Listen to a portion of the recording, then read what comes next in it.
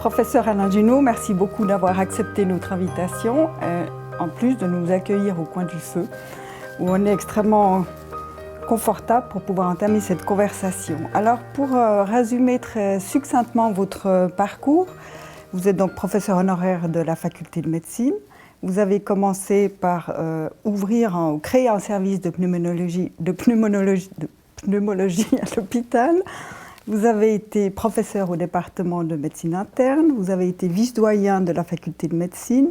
Vous avez été chef de service du service de médecine interne. Et vous avez été directeur médical des hôpitaux universitaires de Genève. Alors, on voit en résumé que vous n'avez pas seulement une carrière académique, mais qu'il s'agit bien là d'une carrière hospitalo-universitaire. Et je pense que c'est très important de le préciser ici, parce que c'est ce qui vous distingue des autres professeurs universitaires d'autres facultés, si vous voulez. J'aimerais à cet égard souligner que justement, comme les autres professeurs, vous avez une charge d'enseignement, une charge de recherche, mais à cela s'ajoute la dimension clinique.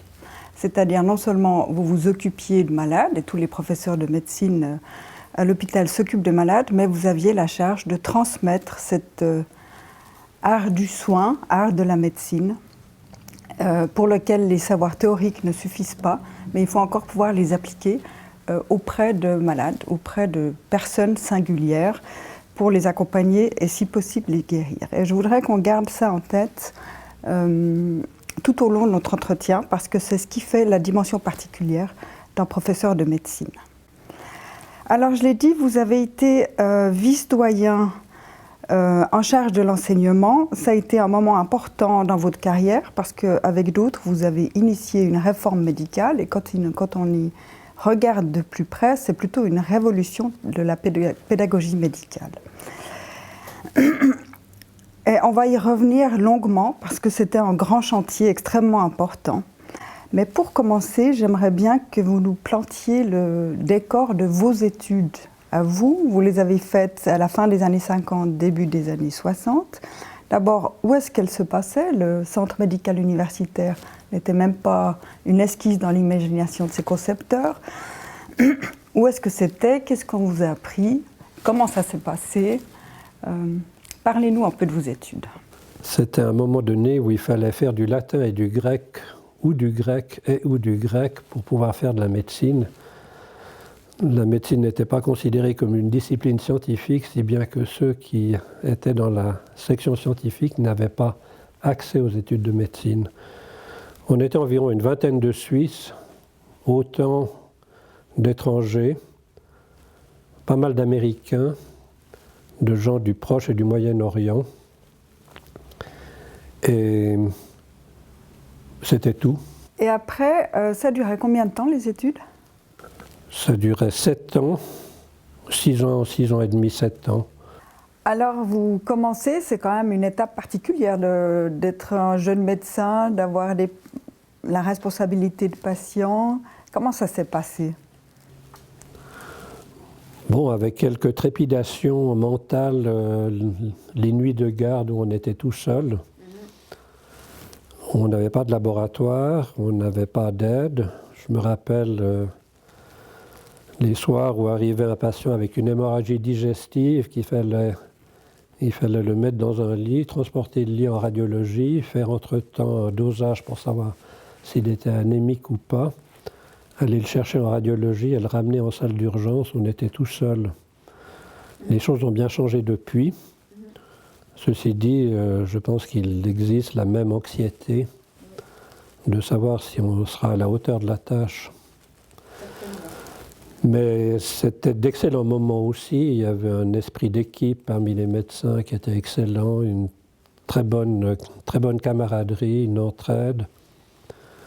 On entrait en médecine comme on entrait en religion.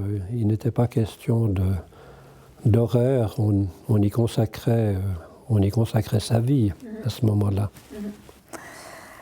Quand vous accédez donc à la fonction de professeur de médecine, ça veut dire que vous avez des médecins adjoints, des chefs de clinique, des internes, et que une de vos fonctions importantes, c'est de transmettre ce savoir clinique, ce savoir théorique. Comment vous vous y êtes pris? Bon, j'ai commencé finalement avant d'avoir été professeur. Le professorat ne marque pas nécessairement un rehaussement des compétences.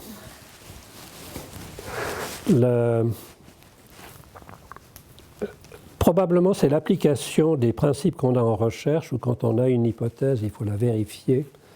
C'est l'essai d'application de ce comportement dans le domaine de la clinique.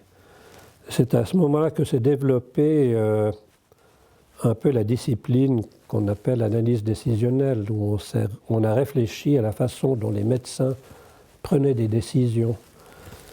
Et très vite est apparu le fait qu'on ne pouvait pas se baser uniquement sur des convictions personnelles, sur des sentiments, sur l'instinct, sur l'intuition pour prendre des décisions, et qu'il fallait le faire sur une base un peu plus rigoureuse, qui était essentiellement celle des probabilités.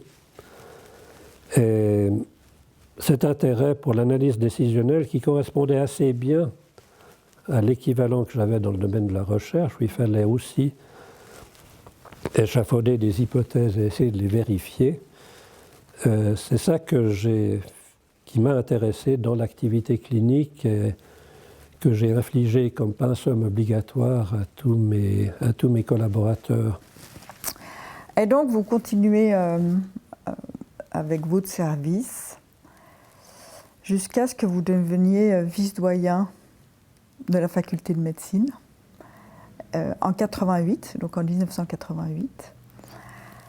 Vous êtes en charge de l'enseignement. Vous étiez toujours intéressé à l'enseignement? Oui, ça m'intéressait, sans que j'ai eu la possibilité de développer des connaissances ou des compétences particulières, mais le problème de l'enseignement m'intéressait. Alors là, c'était un problème qui devenait très particulier à ce moment-là, pas seulement à Genève, mais il me semble dans différentes universités, aux États-Unis, au Canada, en Europe, peut-être ailleurs, de remise en question. Est-ce que... Alors c'est de nouveau un concours de circonstances qui nous a rendu conscients de cet état de choses.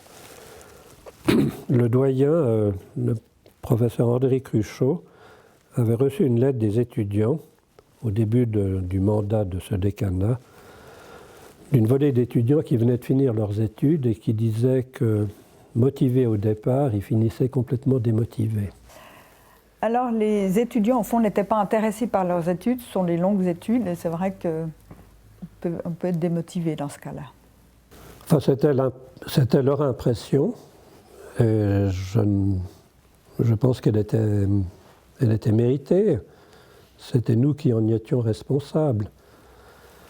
Et avec cette opportunité de visiter des centres de formation, est venue pour nous une révélation de ce que pouvait être la pédagogie pour les études de médecine. Nous avons eu la possibilité d'aller à Harvard, considéré comme un des centres majeurs de formation médicale aux États-Unis.